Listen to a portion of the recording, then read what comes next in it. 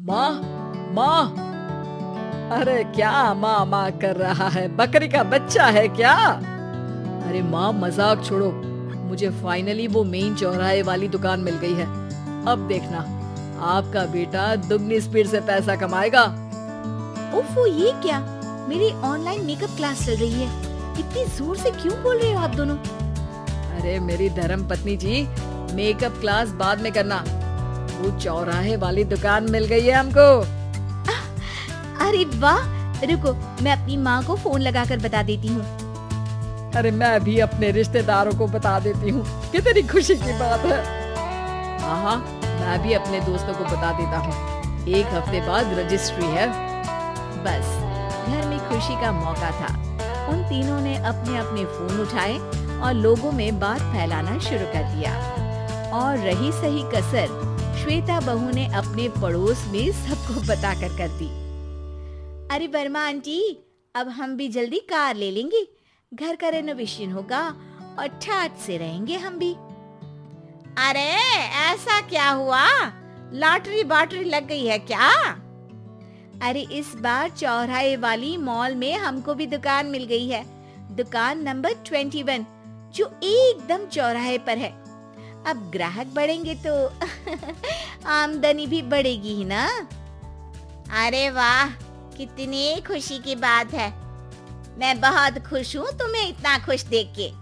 बाकी एक बात कहूँ, सबको मत बताते फिरना। किसी की नजर लग जाएगी तो खुशी की खबर वापस लौट जाएगी।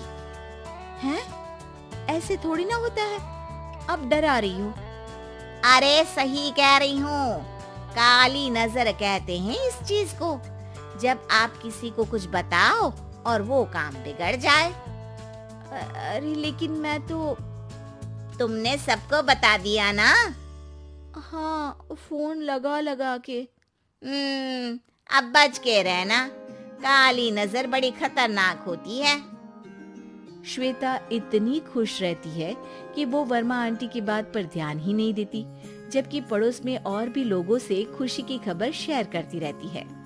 अगले दिन राजेश बहुत दुखी होकर घर आता है। अरे बेटा, क्या हुआ? मुंह क्यों सूजा हुआ है? मधुमक्खी ने काट लिया क्या? माँ, वो दुकान किसी और के पास चली गई। किसी ने ज्यादा भाव लगा दिया। अरे पर बात तो आपसे हुई थी ना उस दुकान वाले की। हाँ, आज मैं टोकन अमाउंट देने गया था, तब मुझे पता चला। कोई आकर सुबह मुझसे पहले ही ज्यादा अमाउंट दे गया। काली नजर। क्या कहा? वर्मा आंटी ने समझाया था कि किसी को बताना मत, वरना काली नजर लग जाएगी। अच्छा, तुम्हें उनकी बात मान लेनी चाहिए थी। उनकी बात मान लेती, लेकिन उसके पहले ही सबको बता चुके थे ना हम तीनों। अरे अगली बार से ध्यान रखेंगे। कोई भी नई चीज होगी तो किसी को नहीं बताएंगे। तीनों कुछ दिन ऐसे ही रहते हैं, पर एक दिन श्वेता को एक मेल आता है। राजेश, मेरा ऑनलाइन मेकअप कोर्स कंप्लीट हो गया। अब मैं खुद का पार्लर खोल सकती हूँ। अरे वाह, अपने मोहल्ले में ही खोलते हैं। ये जो घर के सामने दुकान है ना, वहीं।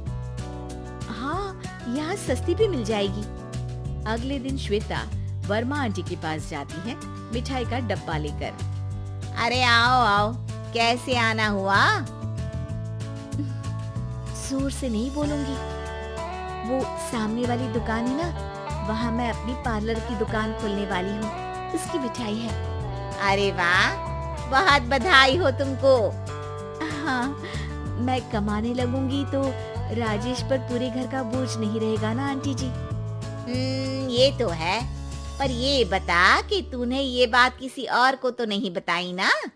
अरे नहीं नहीं, पिछली बार गलती कर दी थी। काली नजर लगी किसी की और राजेश के हाथ से वो दुकान चली गई थी। सबको मत बताना।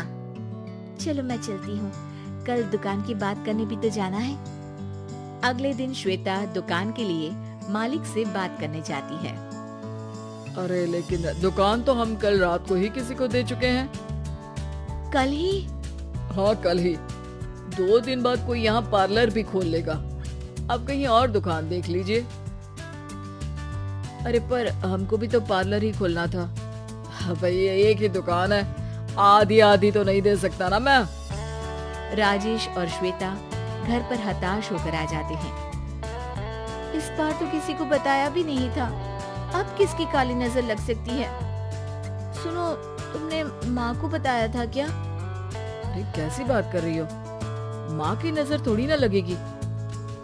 पक्का तुमने किसी को नहीं बताया था ना? सिर्फ वर्मा आंटी को बताया था, उन्होंने ही मुझे किसी को नहीं बताने को कहा। अरे यार तुम भी सही हो, मेरी माँ को नहीं बताने को कह रही हो, पर वर्मा आंटी को बताना तुम्हें जरूरी लगा। अरे वर्मा आंटी ने ही तो काली नजर के बारे में बताया था ना, वो हमेशा हमारा भला ही तो चाहती है। मेरी माँ भी हमारा भला ही चाहती है। अरे पर चिल्ला क्यों रहे हो, बात नहीं कर सकते क्या आराम से? नहीं आता हूँ आराम से बात करना, और करना भी नहीं चाहता हूँ मैं। दुकान जाने का दुख गुस्से में बदल गया था और राजेश और श्वेता में बात बंद हो गई थी। 2 दिन बाद मोहल्ले में पार्लर का इनॉग्रेशन हुआ, जिसमें मोहल्ले के सभी लोगों को बुलाया गया, पर श्वेता, राजेश और माँ नहीं जाते। माँ अंदर आ जाओ, क्या देख रही हो? अरे नया पार्लर देख रही हूँ अपने आंगन से। देखो, माँ को दूसरे का सुख देखने में कितना मजा आ रहा है, मेरा दुख नहीं दिख रहा इन्हें। यहाँ मेरा पार्लर भी तो हो सकता था। अरे चुप रहो यार, हर बात में लड़ाई क्यों ढूंढ रही हो? राजेश और श्वेता फिर बहस करने लगते थे। तभी माँ ने दोनों को बाहर बुलाया। अरे जरा देखो तो, दुकान चलाने वाले का बोर्ड पर नाम क्या लिखा है? श्रुति वर्मा। गाड़ी निकाले बेटा, हमें कहीं जाना है। काली नजर का इलाज कराने। राजेश अपनी बाइक निकालता है। तीनों ट्रिपलिंग कर रहे हैं। माँ राजेश को उस मॉल वाली दुकान पर लेकर जाती है जहाँ राजेश अपनी दुकान खोलने वाला था। यही दुकान लेना चाहता था ना तू? हाँ, पर इनको भी दुखी करने लेकर आई हो क्या यहाँ पर दुकान दिखाकर? वहाँ काफी नहीं था? अरे श्वेता थोड़ा सब्र रख, अभी पता चलेगा कि हम यहाँ क्यों आए हैं। बता, इस दुकान चलाने वाले का नाम क्या है? अनुपम वर्मा।